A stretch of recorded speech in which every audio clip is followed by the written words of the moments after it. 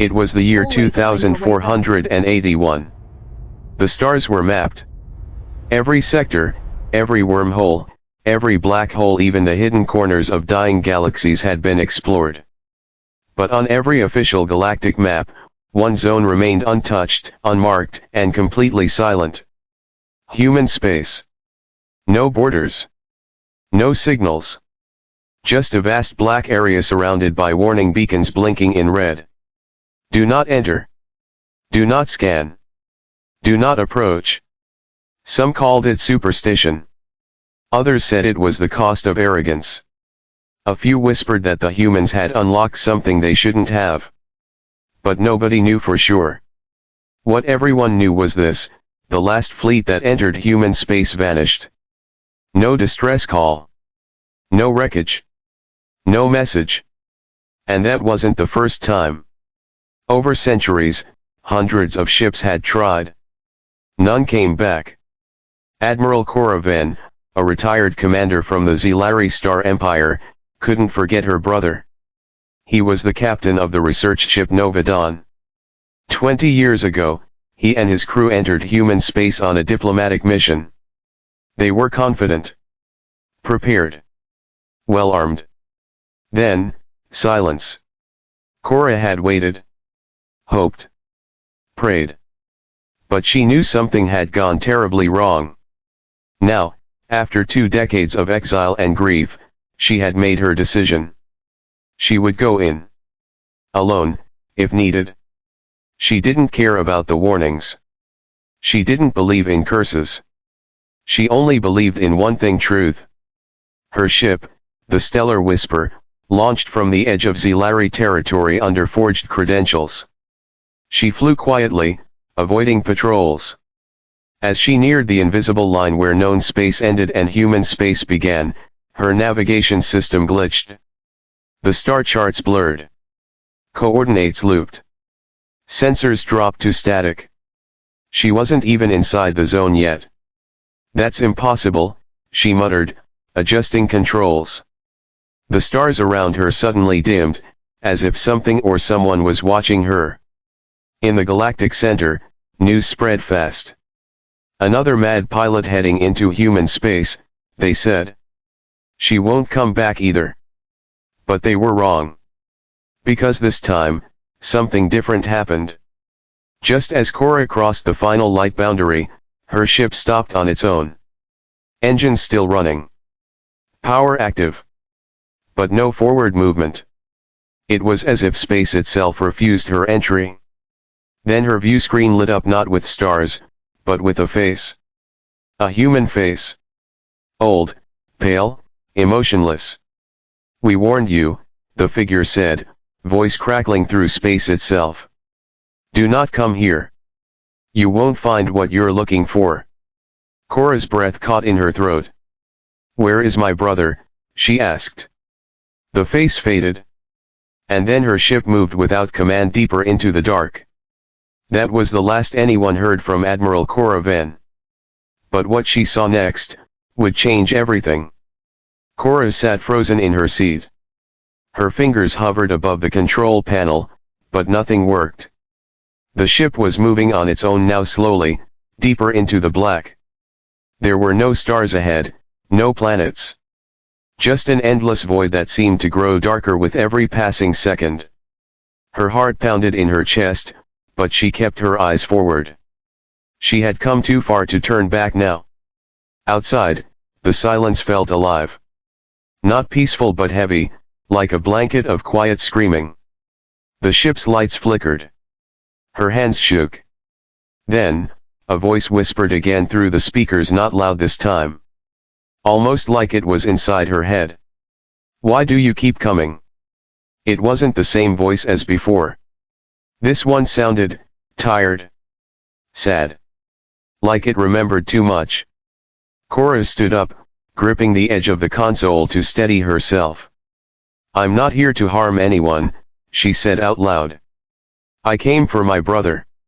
He flew here on the Nova Dawn. I need to know what happened to him." The whisper stopped. For a few minutes, there was only the soft hum of the ship. Then, out of nowhere, Her ship broke free. She gasped and fell back into her seat. Suddenly, the blackness outside lifted like fog and she saw it. A planet. Floating in the center of the void. Blue like Earth once was. Whole. Alive. But with something strange, pieces of ships orbited around it, broken parts, like floating bones. She recognized a piece. It was the outer wing of the Nova Dawn. Cora's stomach twisted. The ship drifted closer, pulling toward the surface. As she descended, she saw more debris ships from different alien species, all long missing. They had all come here. They had all been pulled in. Like her. She braced herself for a crash, but it never came. The stellar whisper landed gently on an open field, surrounded by tall, glowing trees. The planet looked peaceful. But Cora didn't feel peace. She opened the hatch. Warm air touched her skin. It smelled like metal and ash, but also flowers. The mix was strange. Unnatural. She stepped out carefully, weapon at her side, scanning the forest. No life signs. No movement. Just the wind whispering through leaves that shimmered with every breath. Then she saw someone standing between the trees. She blinked. Her heart jumped. It was her brother. Captain Alden Venn. Exactly as he had looked 20 years ago. Unchanged. Still wearing the same uniform. Still standing tall. But his face was blank, like the man on the screen before. Alden, she shouted, running toward him. He didn't move. She stopped a few feet away, tears in her eyes. Alden. It's me. Cora. Your sister. He blinked slowly. You shouldn't have come, he said in a soft, empty voice. Cora stepped closer. I needed to find you. I had to know what happened to you. Why didn't you return? Alden looked up at the sky. There is no return. Not from here. And then behind him, the forest came alive. Dozens of figures stepped out from the trees, humans, aliens, all lost explorers. Their eyes were glassy. Their movements slow. They weren't dead. But they weren't truly alive either. A chill ran through Cora's bones. What is this place? She asked, backing away. Alden's voice dropped to a whisper. This is where they keep us. This is the memory of Earth. Cora stared at her brother. His words echoed in her mind. This is the memory of Earth. What does that mean? She asked, her voice cracking. Alden didn't answer. He turned and began walking toward the forest. Slowly. Without looking back. Cora followed him, glancing nervously at the other people standing silently among the trees. There were dozens of them now. Maybe hundreds. Every face told a story. Some had alien features, some looked human. Some were tall and armored, others wore scientist robes, flight suits, or explorer gear. They all looked lost. Like they had been waiting. The deeper they walked, the stranger everything became. The glowing trees faded to gray. The sky dimmed, like someone was turning down the sun. Shadows moved without reason. Whispers echoed in her ears, but there was no wind. No mouths moving. Just voices. We watched them fall. They touched what they shouldn't. This is not a prison. This is a grave of minds. Cora's head spun. She tried to focus on Alden. Why are they like this? She asked. Why are you like this? Alden finally stopped at a clearing. In the center stood a tall, black tower, silent, smooth, and pulsing faintly with light. The ground around it was cracked, like the land had tried to reject it. It began with a message, Alden said. Earth tried to send something, far beyond known space. A broadcast that was never meant to come back. But it did. And it came with something else. Cora frowned. What came back? Alden turned his eyes toward the tower. A signal. Not just a reply but a presence. It infected everything. The minds of those who heard it. It doesn't kill you. It keeps you. It learns you. Cora took a step back. That tower. It's not a tower, he said slowly. It's alive. It feeds on memory. On thought. On identity. Cora looked around at the others. Now she saw it clearly. They weren't just lost, they were hollow. Like pieces of themselves had been taken away. You're saying, this thing consumes people?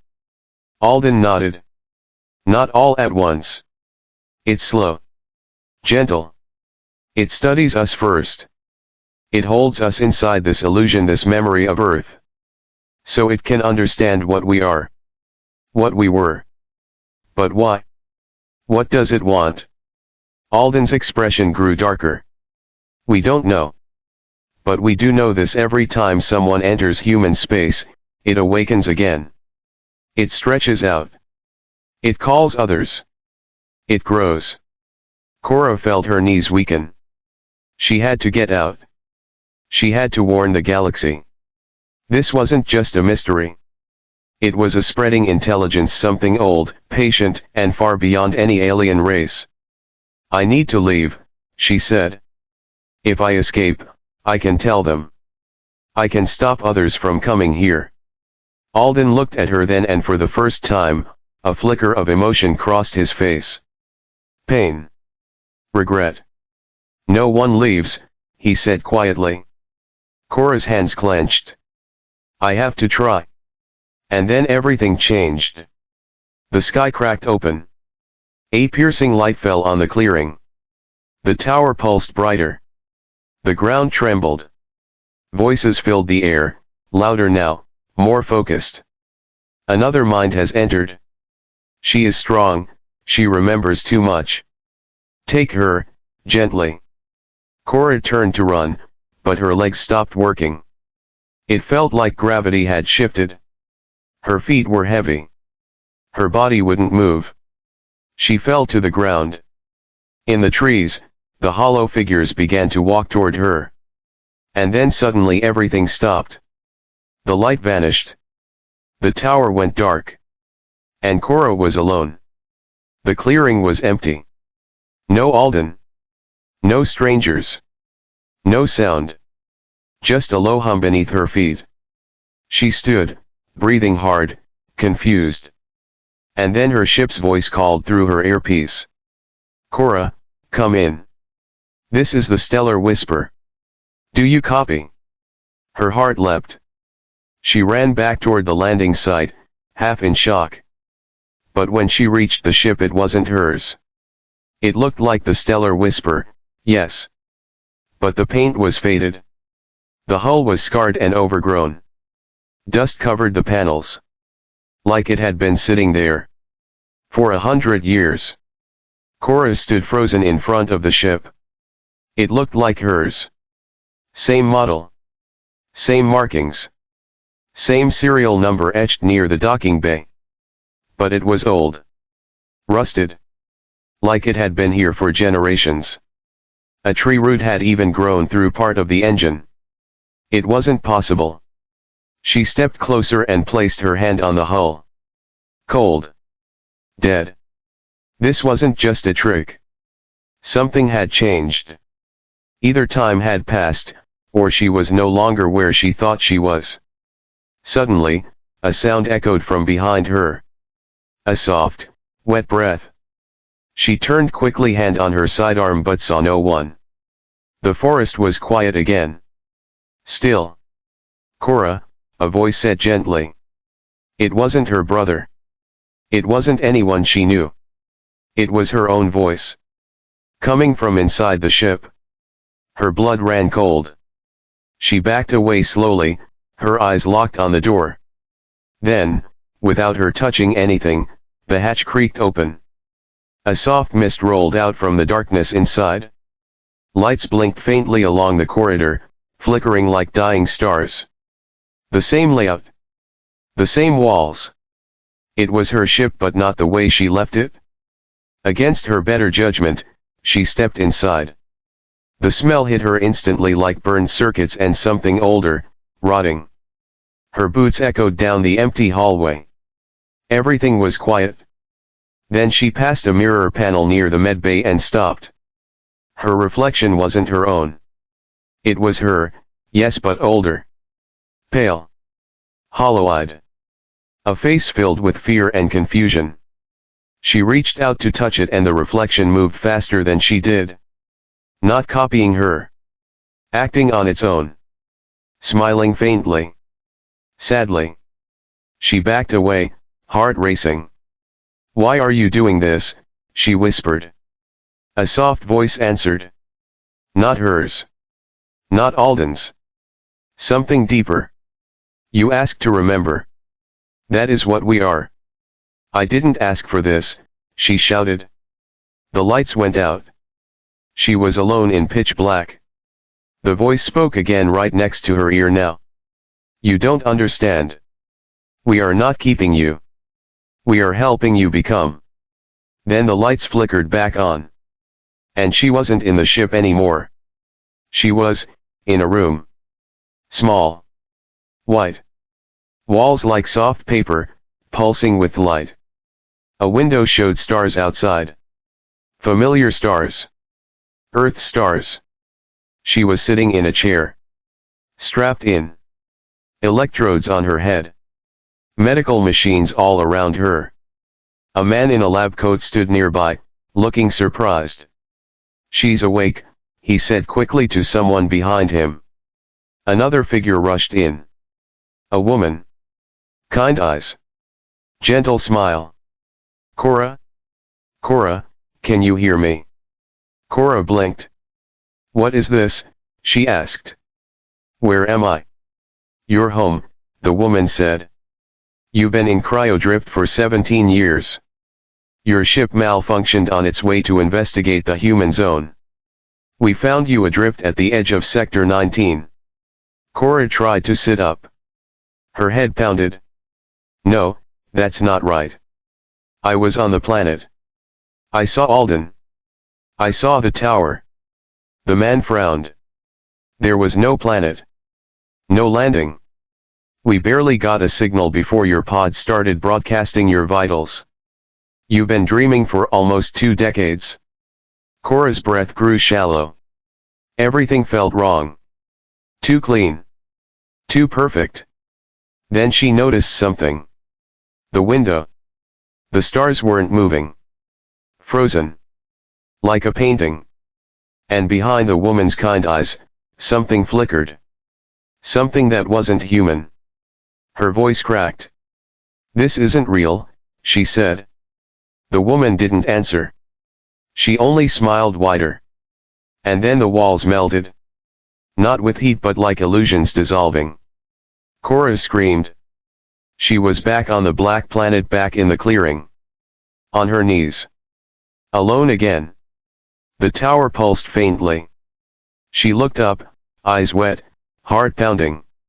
She understood now. This place didn't just trap people.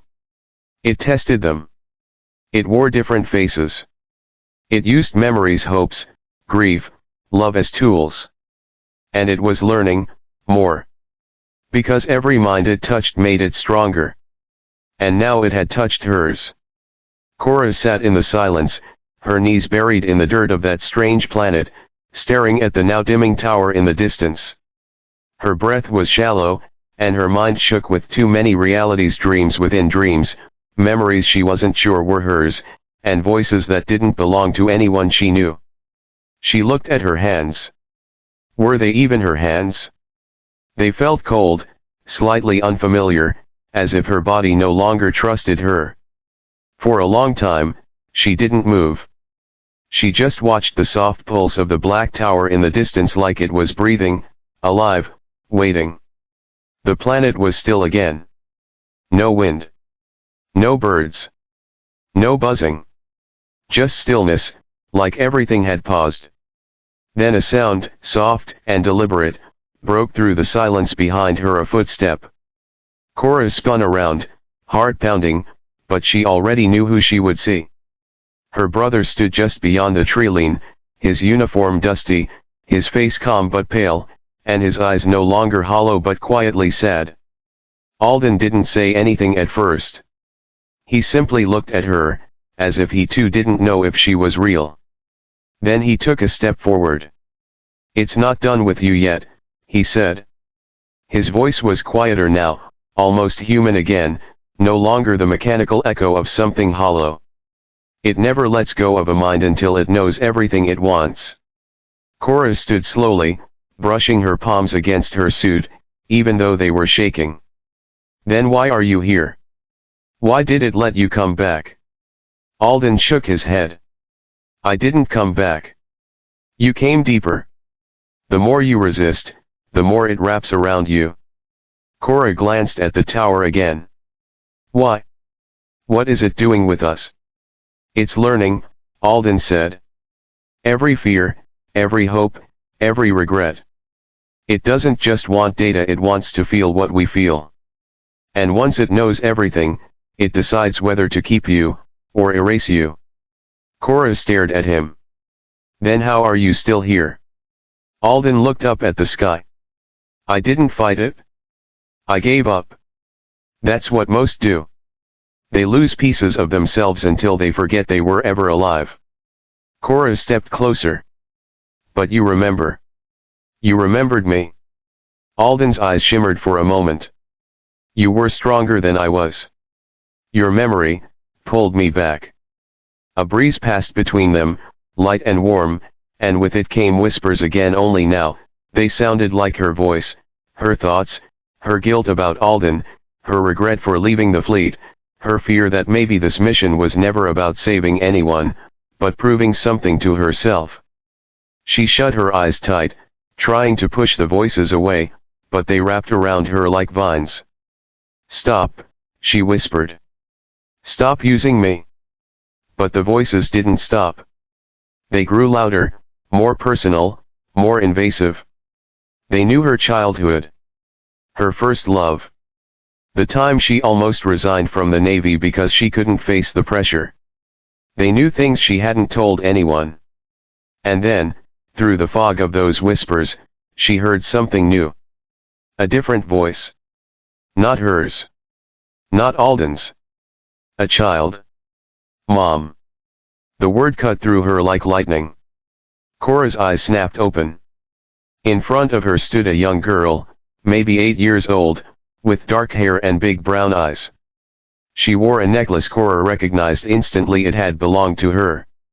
Cora stumbled backward, her breath stolen. "No, you're not real," she whispered. The girl tilted her head. "I waited for you."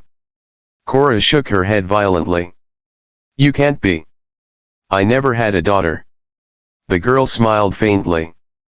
"But you wanted to. You dreamed about it. So we made her. For you." Cora stepped away, panicked. "This isn't love. This is manipulation." "It's memory," said the girl. "And memory is more real here than anything else." The forest shimmered around them, the trees bending slightly, not with wind, but with the presence of something large, something intelligent and invisible, brushing against the edges of reality like a hand pressing against fabric. Cora turned and ran. She didn't know where she was going, only that she had to get away from that child, away from the voices, away from the lies wrapped in the faces of people she loved. She pushed through the trees, stumbling over roots and broken bits of old metal pieces of other ships, wreckage, forgotten technology. As she ran, the world around her began to change. The sky darkened, and lightning flashed across it, not natural lightning but strands of red energy stretching and cracking across the sky like broken thoughts. The ground shifted beneath her feet, becoming smooth and reflective like glass. And suddenly, she was no longer running through a forest but a hallway. A ship's hallway. Her ship. But different. Twisted. Infinite. Doors lined both sides, and each one opened as she passed, showing flashes of memories, some hers, some not. Her graduation from the academy. Her mother's funeral. A man she once loved and left behind. Then scenes she didn't recognize. A child screaming in a burning corridor. A pilot losing control of a cruiser. An alien ambassador crying as they sent a final message before crashing into human space.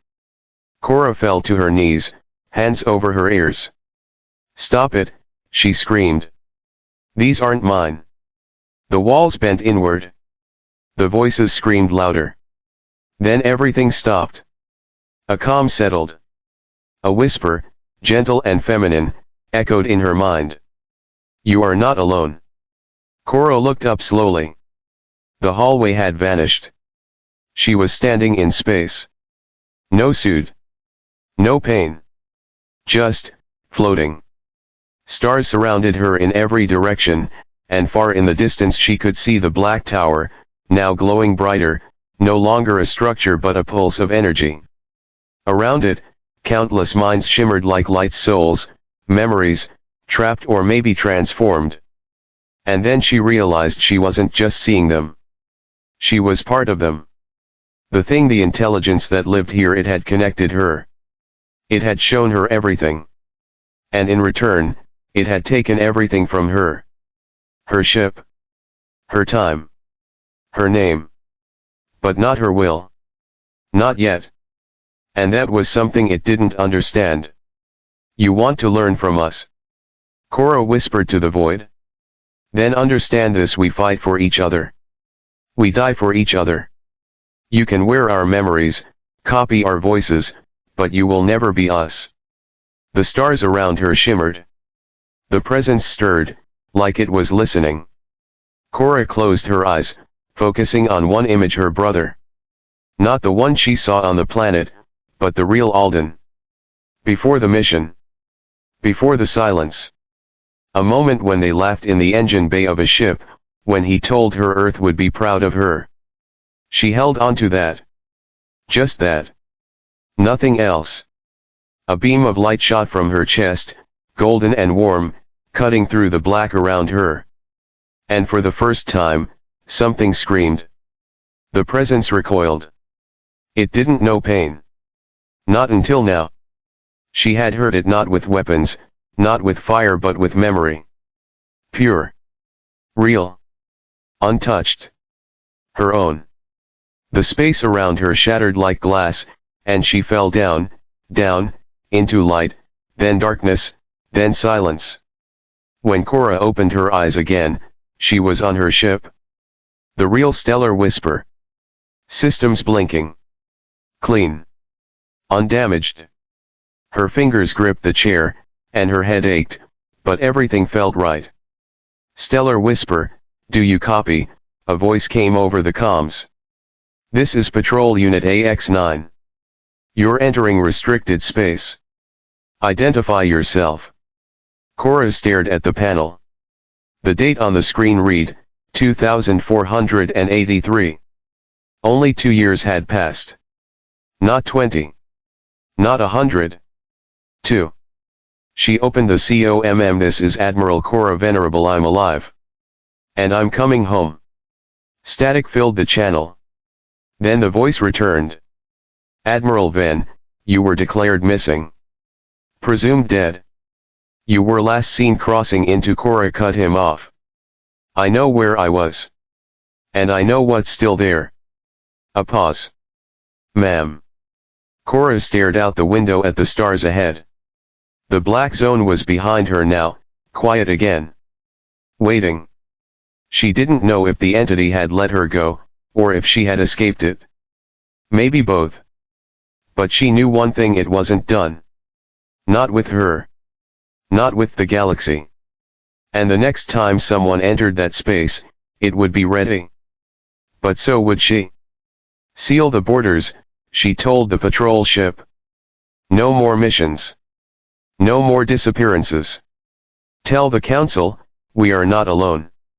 And not everything wants to be found." The comms officer didn't respond right away. Then came a quiet, shaken reply. "Understood, Admiral." Cora leaned back in her chair, the hum of the engines behind her like a heartbeat. She had gone into the dark. She had seen what waited beyond memory, beyond fear. And now she was home. Changed. But alive. For now. Cora stood alone in the observation chamber of the orbital station Vigilance 4, watching Earth from high above, the blue planet turning slowly below her like a silent question. The air in the station was cleaner than on any ship, purified and tightly controlled, yet to her it felt stale, too perfect, too artificial, like the dreams the entity had shown her back in that forgotten zone of space. It had been 3 weeks since her return, and still, no one quite believed her story. The Galactic Council had immediately summoned her for debriefing, but what she gave them wasn't what they expected. She had no logs, no footage, no sensor readings. Her ship's records had been wiped clean sometime during her missing time, and even the black box had shown only static between the moment she crossed into human space and the moment she returned. Her body was unchanged, save for a few odd markers in her blood, elevated neural activity, and a faint electromagnetic signature around her skull. But her words, the things she described, were too precise, too chilling to ignore. The memories weren't just dreams. She remembered every voice, every face, every trick the entity had used. She remembered the tower, the floating ships, the mines walking without purpose, the fake Earth, and the raw terror of almost losing herself to something she still didn't fully understand. And she remembered Alden. They had searched the surface of the black planet she described using deep probes and long-range scans, but they found nothing. No signal, no structure, no crash debris.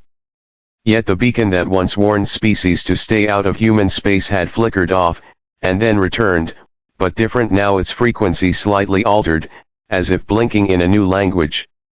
Cora knew what it meant. It wasn't a warning anymore. It was a welcome. The entity had learned something from her, something it hadn't encountered before, and that scared her more than anything.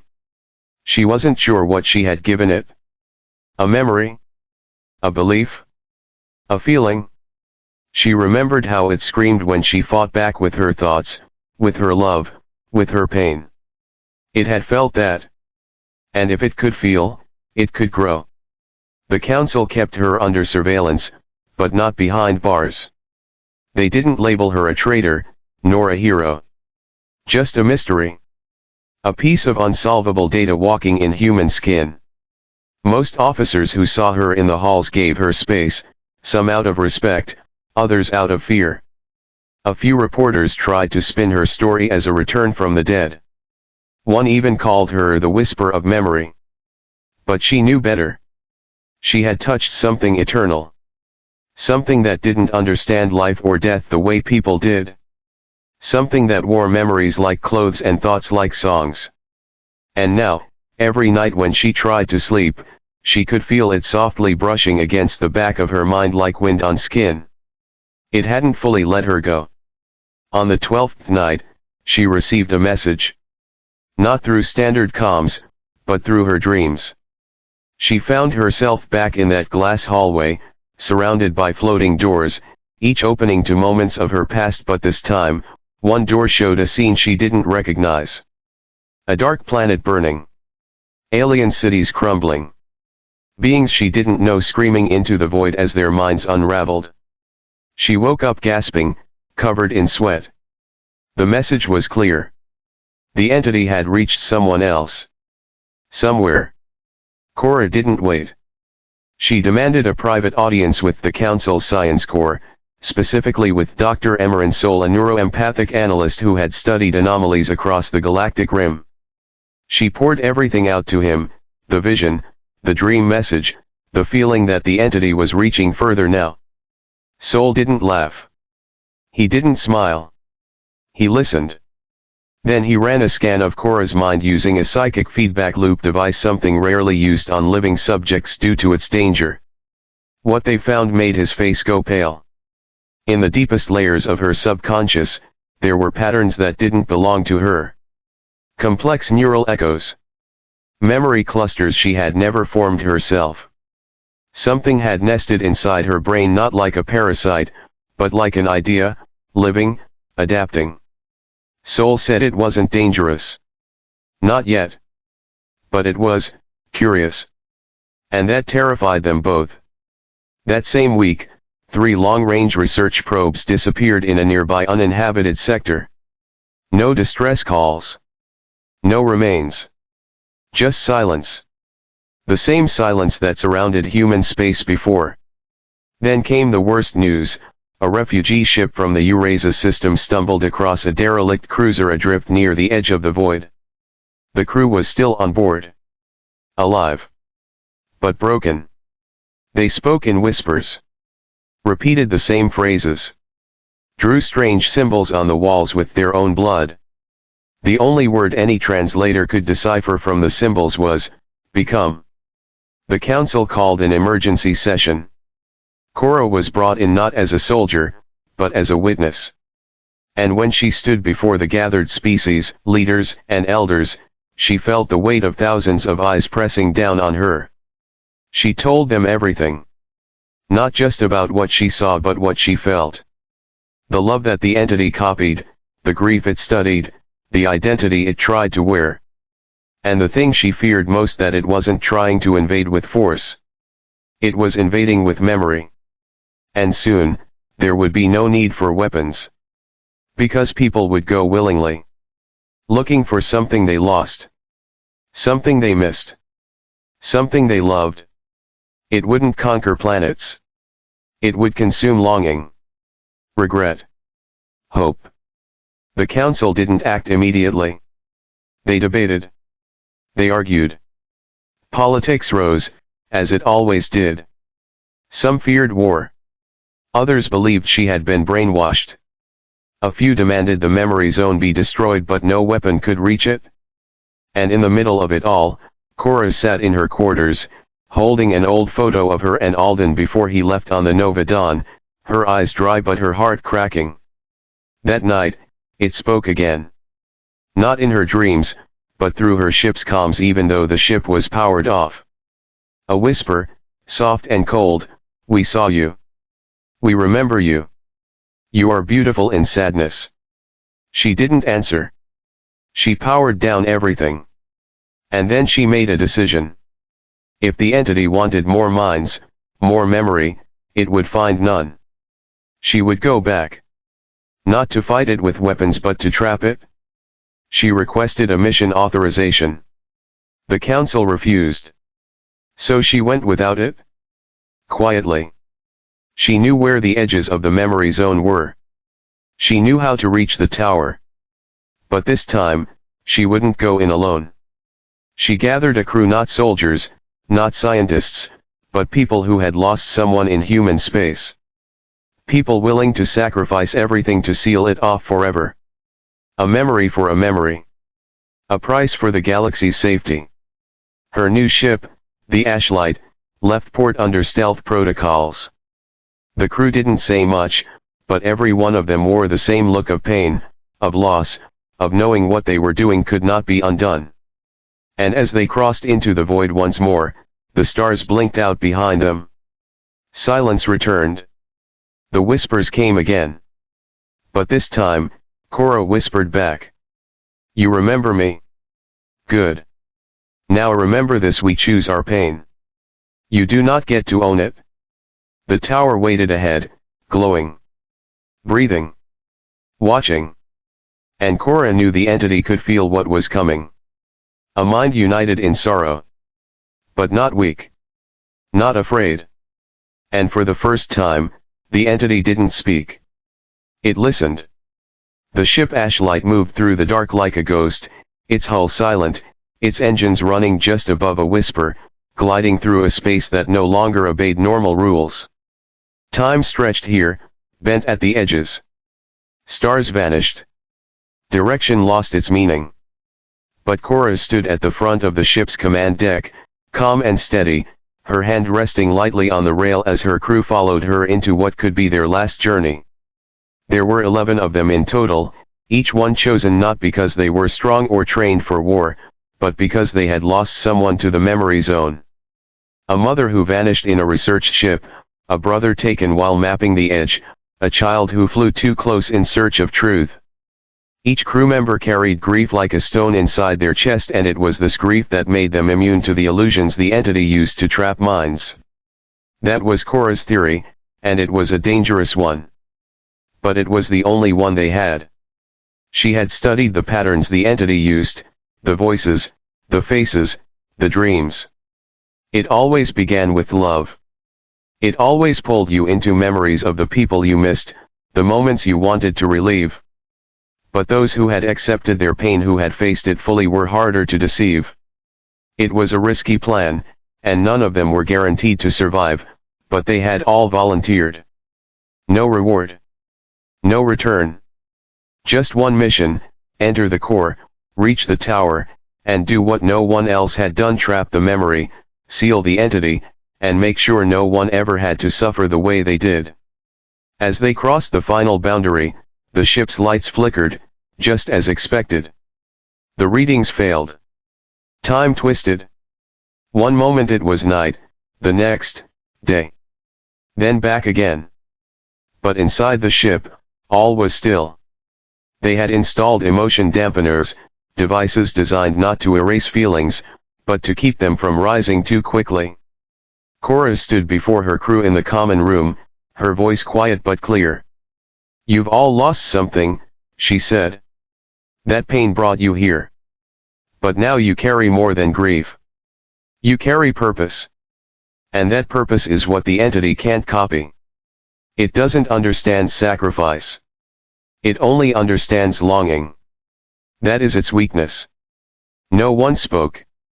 They simply nodded, faces grim, eyes hard. Then the blackness outside the ship changed. The forest appeared again. The planet below.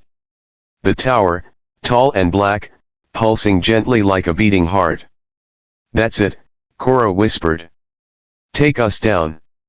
The ship landed without resistance. Just like her last visit. But this time, she didn't feel alone. The moment she stepped out, the whispers began, but not in her mind. They came through the air itself, curling like wind. She expected it now. Faces appeared between the trees, ghosts made of memory. The entity was trying again. A man stepped forward, his face familiar. Her father. Dead for years. "Cora," he said gently, "you don't have to do this." She didn't even look at him. "That memory's already mine," she said. "You can't have it." The figure melted like fog. Another took its place, her old commander, then Alden again. Each one tried to speak. She ignored them all. Behind her, her crew walked silently. Some wept. Some trembled. One fell to his knees but got up again. They had all prepared for this. At the edge of the clearing stood the tower. Taller than she remembered. Breathing, somehow. Feeding. Waiting. "Is it here?" one of the crew asked, voice shaking. "It's always here," Cora replied. "It never left. It's just been waiting for someone to understand it." She stepped forward and placed her hand on the tower. It was warm. Alive. A pulse moved beneath the surface. And then, without warning, it pulled her in. Not her body, her mind. Her vision blurred. She was in the stars again. Floating. Alone. The entity's voice, soft and cold, wrapped around her like silk. "You returned," it said. "We are grateful."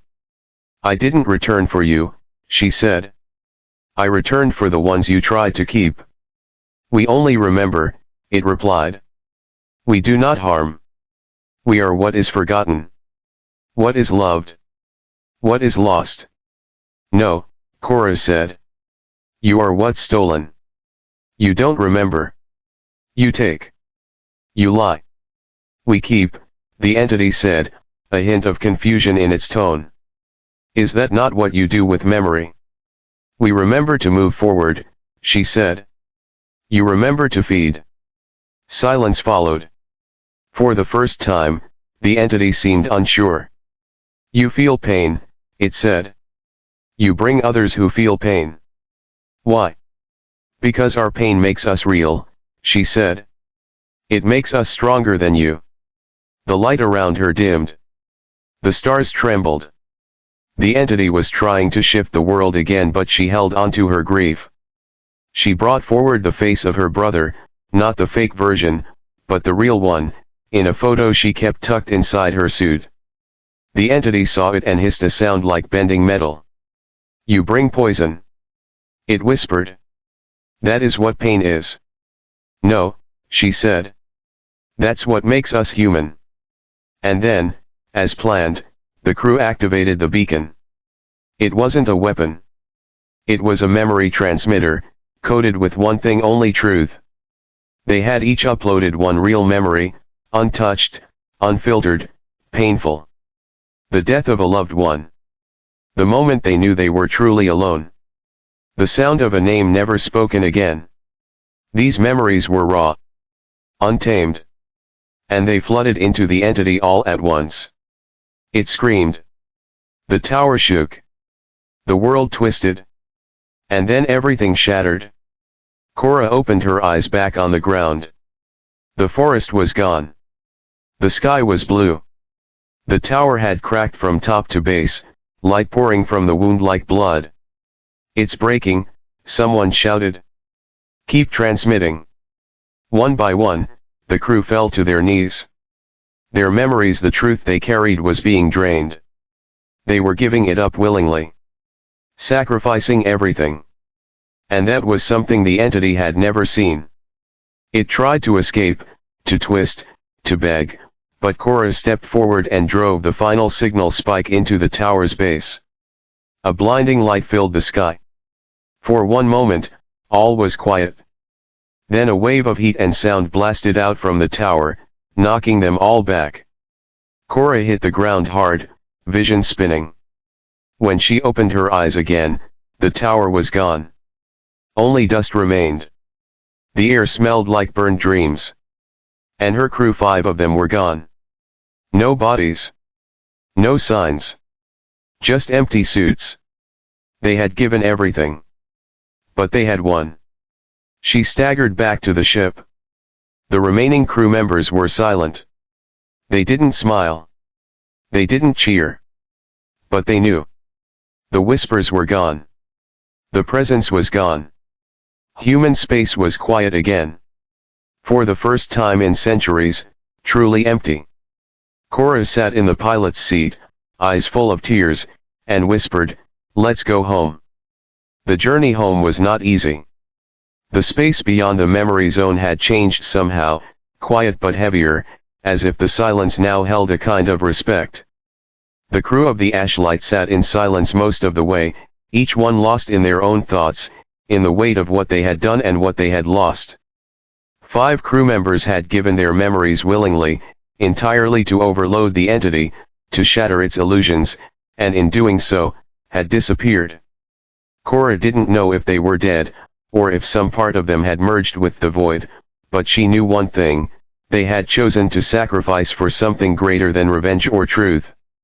They gave themselves to protect others from ever falling into the same trap. As the Ashlight neared the edge of known space, something unexpected happened.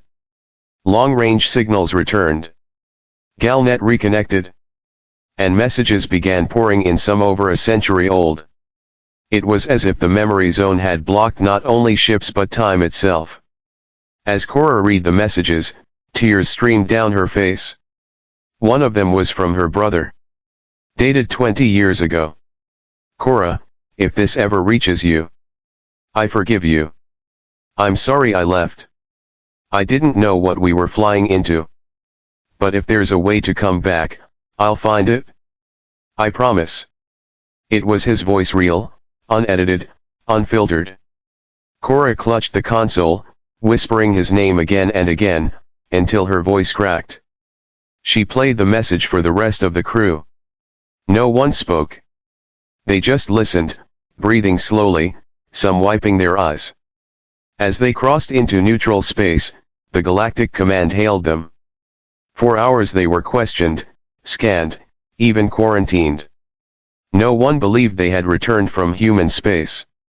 No one believed the memory tower had fallen. But Cora showed them everything: the footage, the data, the voice logs, the final transmissions. And one by one, doubt turned into awe. What followed was historic. For the first time in over 200 years, the memory zone was removed from galactic maps. Human space was reopened, but not for colonization or conquest. It was marked as sacred. A silent memorial. No one was allowed to settle there. Not by law, but by respect. Because now they knew, human space had become a graveyard of memory. A warning and a wound. Cora was offered medals, titles, even a position on the Galactic Council. She refused them all. She returned to her quiet home on the Outer Rim and spent her days speaking with families who had lost someone to the zone. She told them the truth: not that their loved ones had died, but that they had been remembered.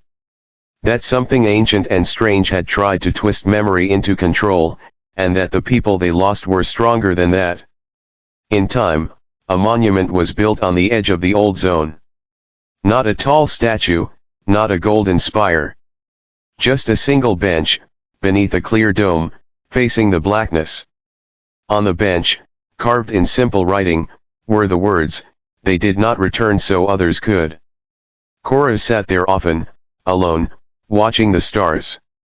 One day, a child came and asked her what it meant. She looked at the boy, smiled gently, and said, "It means some journeys are not meant to be finished. Only remembered." But deep inside, part of her still wondered. She had destroyed the tower. Ended the entity's feeding.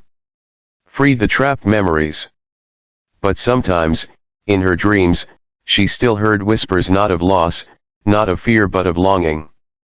A soft voice calling from beyond the veil. A voice that sounded like her brother. One night, just before sleep, she turned her eyes to the stars and whispered, "If you're still out there, come home." And somewhere, deep in the silence of the universe, something shimmered. Not a star. Not a ship. Just a flicker.